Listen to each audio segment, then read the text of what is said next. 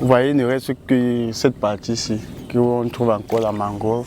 Il y a 15 ou 20 ans que les gens ont commencé à venir s'installer auprès d'eau. Bonjour, je m'appelle Méline et j'habite à Douala au Cameroun. Et en ce moment, on est en pleine saison des pluies. Ici, quand il pleut, c'est la catastrophe. Les gens perdent le peu qu'ils ont, les infrastructures en prennent un coup et c'est difficile pour tout le monde de se déplacer dans la ville. Tout ça parce qu'on ne prend pas soin d'un truc que la nature avait prévu sur mesure pour éviter les inondations, la mangrove. Pour comprendre, on va faire un peu de géo. La ville de Douala se situe à l'endroit où le fleuve Wouri se jette dans l'océan. Et tout le vert sur la carte, c'est la mangrove. Pour résumer, la mangrove c'est un écosystème qui regroupe en son sein des marais, des palétuviers et de nombreuses autres espèces végétales et animales. C'est également une zone très humide qui fait une jonction entre la terre et la mer. Au départ, Douala n'était qu'un petit port de commerce dans une mangrove.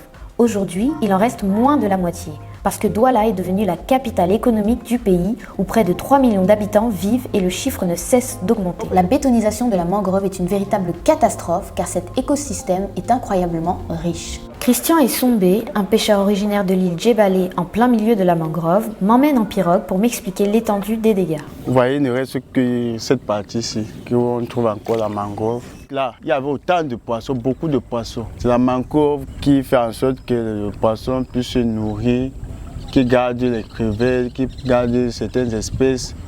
On coupe cette mangrove pour faire du bois, faire le feu. Les entreprises pétrolières et du BTP comme Tradex et Azim sont également en partie responsables car elles ont élu domicile dans la mangrove et déboisent en quantité industrielle les arbres qui s'y trouvent. À cause de la disparition de la mangrove, des milliers de pêcheurs et de chasseurs perdent une partie de leur gagne-pain.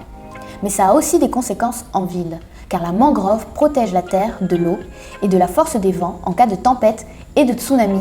C'est une zone tampon en gros. La végétation, et notamment les racines des palétuviers, fonctionne comme un frein qui permet de limiter la force des vagues. Je prends les moyens du bord pour vous expliquer en me basant sur une étude de l'Union internationale pour la conservation de la nature. Elle a comparé ce qui s'est passé au moment du tsunami de 2004 dans l'océan Indien, dans 2 villages du Sri Lanka qui avaient à peu près la même population et le même emplacement par rapport à la mer. Dans le premier, qui était protégé par la mangrove, seulement 2 personnes ont été retrouvées mortes après le tsunami, grâce à la végétation qui a limité la pénétration de la vague vers les habitations. Dans le village où il n'y avait pas ce bouclier naturel, 6000 décès ont été recensés, car comme vous le voyez, les habitations étaient directement exposées au tsunami. Ainsi, toujours d'après cette étude, si les mangroves du Sri Lanka n'avaient pas été détruites à plus de 40%, énormément de vies auraient été sauvées. Alors je ne dis pas qu'il va y avoir un tsunami sur les côtes du Cameroun demain, mais avec le réchauffement climatique, le pays n'est pas à l'abri d'une catastrophe naturelle.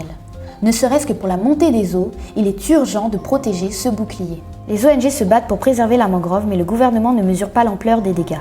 Pourtant, à Douala, les inondations sont chaque année toujours plus impressionnantes.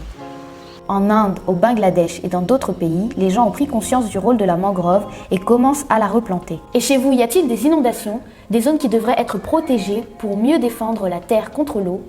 Racontez-nous en commentaire et allez voir d'autres vidéos des haut-parleurs.